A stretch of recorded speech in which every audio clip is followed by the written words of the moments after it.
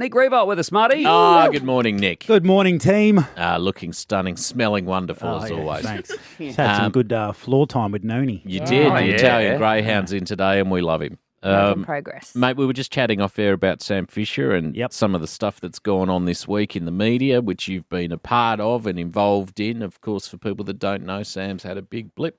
Yep. And there's some allegations around him at the moment with regards to supply and dealing, I believe, of illegal substances. I don't want to go too far into that. I'm more interested in your relationship with him as a former teammate and friend. Yeah, incredibly hard to see what's occurred. I mean, as teammates and friends, we were aware of some of Sam's issues to the extent, to this extent, we obviously weren't, but have been concerned for a while. And when something like this occurs, obviously you think about your role in what you could have done to change the course, I guess, of where Sam's ended up, particularly when we were playing footy together. And were you aware? I mean, it sounds to me as though people knew that he may have been a bit of a party boy and didn't mind going hard. I mean, as a teammate, Sam was loved by everyone. Yeah. And when I say loved, not loved in the sort of alpha male sense, but loved, because he was a lovely guy. But he was the ultimate professional, and he always gave great effort and prepared himself really well. But then when it was time to enjoy himself, he did that too. So we were aware of that as teammates. But I think things started to really unravel for him once he properly unravel once he left the game. So this week. Because the suggestion was through the week, sorry, Nick, that Ross Lyon didn't really understand the full extent of what was going on. And then that raises the issue of that doctor-player confidentiality that we just spoke about off air, because he must have been having strikes, I would have thought. Yeah, well, that's impossible to know. Yeah, well, that's it. Unless you are the testing regime or you're the club doctor, so it's impossible to know that, and that's potentially part of the problem with the current drug code, which I raised earlier in the week, as well as raising some of the issues that I still see that exist in the game, which is the transition of players from their time as players on an AFL list to out of the game and what their lives look like. Now, I raised this on Monday, and there's probably been a little bit of the stuff that's gotten lost in translation over the course of the week. And I understand that when you stick your head out on a topic like this, there are going to be people that are going to want to kick it off. What was the point you were trying to make? And that's happened this week, which is fine because we're talking about it and it's a conversation. The point I was trying to make is that I am still aware of a number of guys, and since my comments on Monday, a number of players that I played with and other guys that I've never met before that have been in the AFL system have reached out, either got my phone number or through social media or whatever, and said, thanks for raising it, because my experience, probably wasn't as good as I felt it could have been coming out of the game. Yeah. Now, let me get one thing clear. This isn't about feeling sorry for AFL footballers, because AFL footballers have incredible opportunities. They have amazing support networks wrapped around them. It's a welfare issue. Absolutely. But I still think there are gaps. There are issues around holding players accountable to taking control of their lives on the way through. And some players are falling through the cracks. So all this was about was having the conversation and identifying who is going to take the lead on. Fixing is probably too strong a word, but reassessing the way we are doing things at the moment, because there are a lot of stakeholders that are interested in player welfare. The AFL would concede it's a massive issue. The PA would concede that the player transition is a massive issue. So the Players Association, if not them, then who are going to take the lead in championing this cause? So that's all the conversation has been about this week. Now, a lot of people have gotten defensive and said it's great, and it is great. There is a lot of support for AFL players. But there are some people falling through the cracks. That's right. So let's have the conversation. In Clubland, when the doctor finds out that somebody's had a strike, does he tell anyone? Does he tell the CEO? Does he tell the chairman? Nope. So nobody knows except the doctor? No. Well, that's not right. Well, the argument would be that it's a medical model. And so I'm not a doctor. I'm not a drug expert. I'm not a psychologist. I'm not a mental health expert. But how does the club help if they've got a bloke they don't know's on 2 strikes? That's the question. That's the question. And then you lose the guy because he has a third they go strike. into a a targeted testing regime, but the trouble is, like, so we've had the policy for 15 years. I don't know.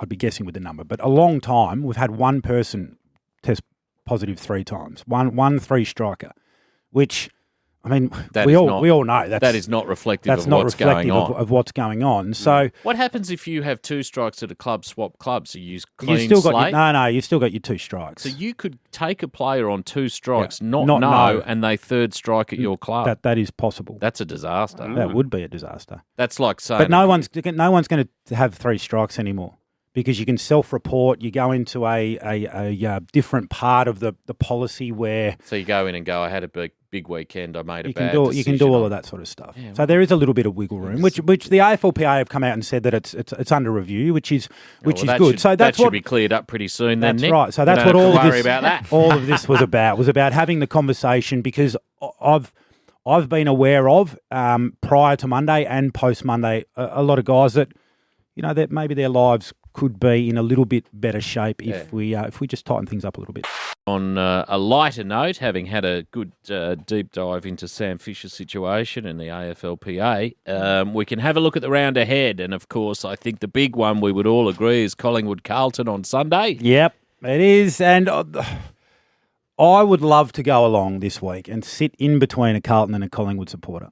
Good. Yeah, because I think... Yeah, sure. Explain that, Nick. Well, just... Maybe not in between, maybe behind. Near them. Yeah, near them. Just close enough to be able to be a part of the banter. And this is what we love about footy. Because it feels like Carlton are up and about. It does. That's what it feels like. It feels like Carlton fans will walk into the stadium this time with their chests out, ready to celebrate a big win. Collingwood are playing sneaky good footy under Craig McRae. So two new coaches, old teammates. Have you seen some of the photos getting around this week of Michael Voss and Craig McRae?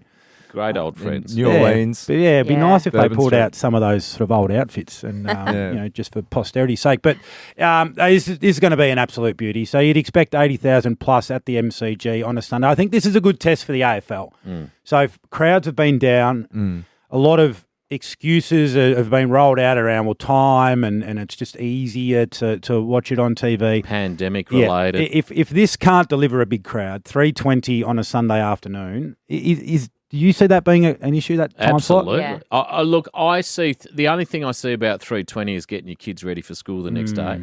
That's been a time slot for years, though. That's the Channel 7 game. That's the big and one. Look, I don't think there'll be nothing that stops these supporters Carlton going to fans the getting ground. there. And Collingwood are a chance to win this game. And Collingwood fans turn Absolutely. up every week. Doesn't matter where they play. No, In Collingwood news in the last 10 minutes as well, it's been revealed that Jordan Roughhead has retired from football. Only one game so far this season in round 5, so he's had persistent injuries. And, he's made the announcement this morning. Jeez. There you go. Yeah, shoulder injuries. Hot off the press. Yeah, Is that a Will Rowson exclusive? It is. Unfortunately, And that's why Will's here. A Kaltoumi exclusive. When he's not rubbing and tugging, he is working hard.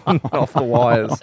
He is off the wires, mate, like everything in FM. Oh, wow. So that'll be a separate conversation. That sounds like Sydney it. Richmond tonight will be a belter. It will be a belter. Will be superstars everywhere, which we love. So a couple of big outs for Richmond. Tom Lynch goes out of the side. Kane Lambert goes out of the side, which is a bit of a concern because he's kind of what I would call a bit of a glue man, Kane Lambert. He comes in and things just seem to operate a little bit better when he's in the side. He's great defensively. He allows Martin to go forward. He frees Edwards up to be able to do his thing. The Tigers the last few weeks have started to look like or started to resemble what we saw a few years ago. Yeah. The trouble for them is can they just keep their players healthy? They've been smashed with injury. And Sydney need to turn it around a little bit because their last couple of weeks haven't been great. They've been smashed in contest. So that shapes as an absolute beauty tonight. What about your boys? They've been in the news all week. What have you made of it? Look, there's definitely North Melbourne. We're talking definitely something going on at North Melbourne. You don't have 3 blokes bail out in the same week unless there's an issue, particularly with one of those gentlemen who does feel aggrieved and has said as much. So can I ask you, as a fan, when they and you might not have seen this, so they did like an in-house media stuff. Yeah, I watched it. Is that what you want to see as a... Well, it was funny because I said on the show, a newsletter from the president is not going to be enough. And literally that afternoon, you had Noble, Rawlings and Amarfio sitting on a couch. Not a lot of pushback from the young lady doing it, but you don't expect that. It was in-house. I don't know. There's stuff going on there that I just don't feel like I'm a part of and privy to. You know, they are really protesting that everything's okay, and history tells us that as soon as the CEO says that the coach has the full support of the board, very shortly after that, the coach is let go. Yeah. And Ben Amarfio's made me nervous in lots of different roles in his life, least of all being the CEO at North. I feel like there's a bit more to that. He was here for a while. He was here for a while, and then he was at Cricket Australia for a while. Right. What sort of response are you expecting from the Roos this Sunday? You know what? They were good last week. Yeah. Against Melbourne. I reckon they could beat St Kilda if St Kilda don't turn up. Well, halfway through the third quarter against the best team in the competition, they were a goal down. And they were in that position based on great effort. So for all the criticism around David Noble going hard, being hard on the group, like I think I find that a really tough one because how else do you instill standards, around effort if you're not hard on the group? So yeah, there's a line obviously, and I don't think he's the issue. I don't think Noble's the issue. Yeah, I mean, there's a dearth of talent there. We know that. So they're going through a bit of a rebuild at the moment. You know, some of the conversations around their young players that they've recruited that aren't getting a game. Well, you don't just give players games. No, effort's a minimum standard. And until you can deliver on that, you don't pull on the jumper. You would know better how young blokes go at football clubs. Obviously, having been a huge part of it, I'm a 50-year-old man that thinks if you can't square up on a young kid and tell him he's not achieving any of the goals we've discussed, I don't know how else you send that message than occasionally cracking the shits. Might be a generational thing. I think it is a generational thing, and I just hope. I don't know. Do you know what? I don't know. I'm not in the club. I haven't got a clue. Well, let's hope they can turn it around. Melbourne Fremantle on is that Saturday afternoon? 4:35. 4:35 Saturday. Is that Saturday or Sunday? Saturday. Yeah. Saturday afternoon. MCG. You know, the 4:35 slot on a Saturday. the old traditional. That's the grand final slot, though. Yeah. It's probably lost a little bit of its luster because of Fremantle's form over the last 2 weeks. So they've struggled to score. They've scored 33 and 44 points respectively the last 2 weeks, and they come up against the best defence in the competition in the Ds. But the coach came out this week and said we got ahead of ourselves. Yeah. So they had the first loss against the Gold Coast, and then they got touched up last week against Collingwood. Sometimes the first loss isn't enough to really sting you. You think, we just had a bad week. But when you stack up two really poor ones in a row, that's when the coach can come out and get the big stick and give the group a bit of a dressing down, which he did. And it sounded like almost a bit of an entire club address that we all got ahead of ourselves, because that can happen and that can sort of permeate through a club. So really excited to see how the Dockers respond in that one. Good on you, Nick. What are you doing this weekend? Which one are you covering? What have I got? I am doing a bit of the Gold Coast Hawthorn game tomorrow night into our show on Fox Footy, which Best is going on Ground, which I've is heard. just going great. Just dominating some by of the all skits, reports. mate. Just really, stitch your sides Hilariously, up Melbourne was one of the things I heard about it. Yep, that's right. And then I appreciate your feedback. And then on Sunday, I'm doing Carlton Collingwood. Jack, the big one. Yeah. Oh, yeah. Good on you, mate. Have a lovely weekend. Yep, you too, guys.